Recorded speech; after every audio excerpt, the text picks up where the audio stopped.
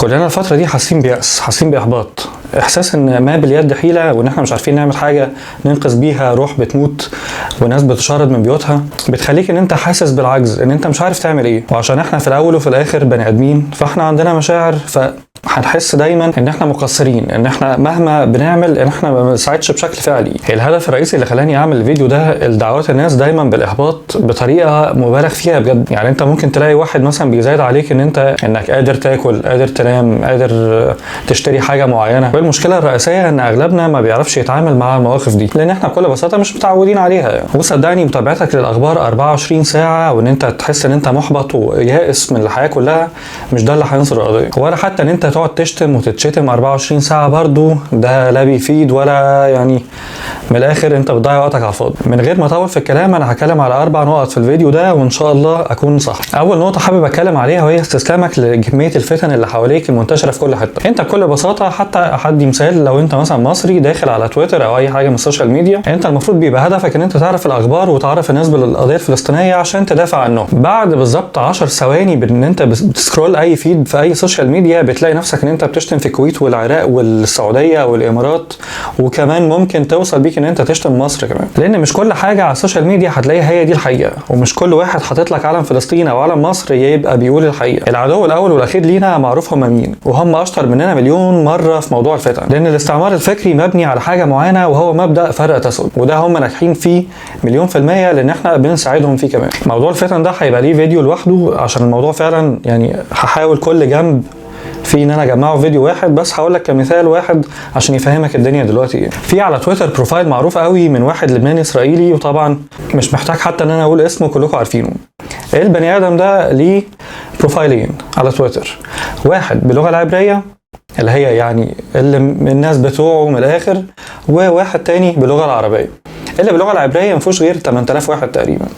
اللي باللغه العربيه ده فيه اكتر من 650 الف واحد مشترك فيه. هتلاقي الفرق ما بين الرقمين دول ان هو معروف حجمه، يعني بني ادم ملوش اي 30 لازمه، بس عشان احنا لما بندور على اي بني ادم بيشتم فينا عشان الشتيمه هتفضل رايحه جايه زي الكوره، احنا بنشترك في البروفايل ده، بنقعد متابعينه من الاخر 24 ساعه عشان يا دوبك ان احنا نرد ونشتم. للاسف الشتيمه دي مش هي اللي هتساعده، بالعكس هي بتساعده لانه بياخد فلوس على الفتن اللي هو بيعملها دي. فاول حاجه لازم تعملها ان انت تعمل بلوك للخلقه دي. تاني نقطه، لو انت من الناس اللي خايفين من فكره بقى الحرب العالميه الثالثه او من نهايه العالم والكلام ده، فلازم تعرف عشان تكمل مستقبلك بطريقه صح انت عندك 3 اسلحه: عقلك وقلبك وجسمك. اول سلاح ليك وهو عقلك، ولازم تعرف ان انت دايما في سباق مع زمن ان انت تطور نفسك وتفهم حتى عدوك بيفكر ازاي وتفهم الدنيا ماشيه ازاي. وتاني سلاح هو قلبك، ان انت تقوي ايمانك بالله وتفهم ان انت تحصن نفسك يعني ضد كل الفتن، سواء الفتن الصغيره قبل الكبيره كمان. وطبعا جسمك معروف ان انت يا اما بالتدريب يا اما تبطل العادات السلبيه اللي انت بتعملها لنفسك،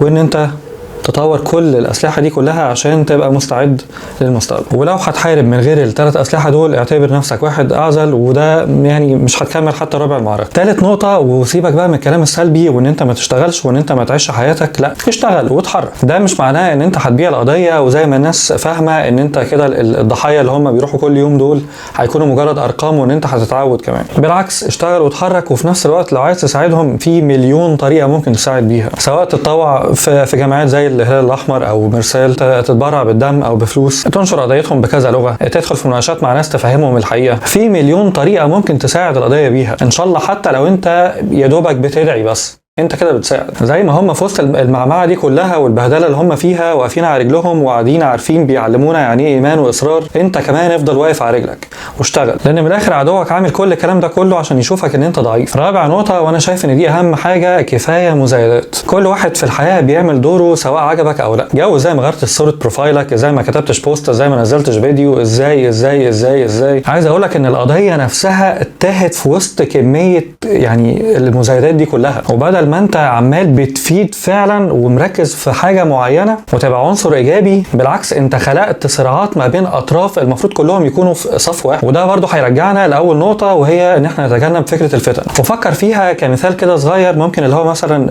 اقوله بالمره، لو عندك 2 مطربين، واحد كان عامل حفله وطلع مثلا في اولها او في اخرها بعلم فلسطين وقال مثلا جمله بلغه تانية فهم ناس معينه الفكره اللي هم اصلا واخدينها غلط عن القضيه. وعندك فنان تاني كان عامل حفله برده وطلع بيان انه لغى الحفله دي كلها عشان القضيه. انت عارف ان الاثنين فادوا الموضوع، الاثنين موقفهم فهم ناس معينه ان في قضيه اصلا، وانت في المقابل سبت كل الكلام ده كله وقاعد بتزايد على ده وده. عايز اقول لك ان كمان لو حد كمان عامل حاجه معينه عشان فاكر ان القضيه دي عباره عن ترند وبيركبوا، وقال حاجات مفيده، استغلوا يا سيدي. كمان اتعلموا العقليه الفكره حتى العدو شغال بيها. هناك الناس ورا قياداتهم حتى في الباطل قبل الحق. كمان لازم نتبنى الفكر ده، ان احنا خلاص عارفين ان احنا كلنا في اتجاه واحد وهنستغل اي حاجه ماشيه في النقطه دي. والاهم من كل ده ما تسلمش دماغك لحد وخلاص. ومن الاخر كده اتبنى عقليه ان انت تبقى عارف الهدف ده بيتحقق ازاي. ما اكونش انا جاي مثلا اصور فيديو وعايز اعمل اضاءه حواليا واشغلها، فاول حاجه اعملها ان انا اروح اشوف الاسانسير شغال ولا لا، ولا اشوف حنفيه المطبخ. ملهاش علاقه. ما تشتتش نفسك وتبني حاجات تانية تقعد تضيع لك وقتك، والحاجة الحقيقية فعلا هي انت مش واخد بالك منها اساسا. وفي نفس الوقت ما تاخدش الفيديو ده ان انا طالع زايد عليك، لا بالعكس، انا شايفك واحد محبط مثلا وحاسس بيأس جامد مش عارف تكمل حياتك، اعتبرني انا بحط ايدي على كتفك عشان تكمل. اعتبر كلامك على القضية بتفاؤل، وان انت فاهم ان انت هتنتصر في الاخر، ان دي ضربة للعدو نفسه. وصدقني اكتر حاجة بترعبهم في حياتهم ان انت كعربي واقف على رجلك.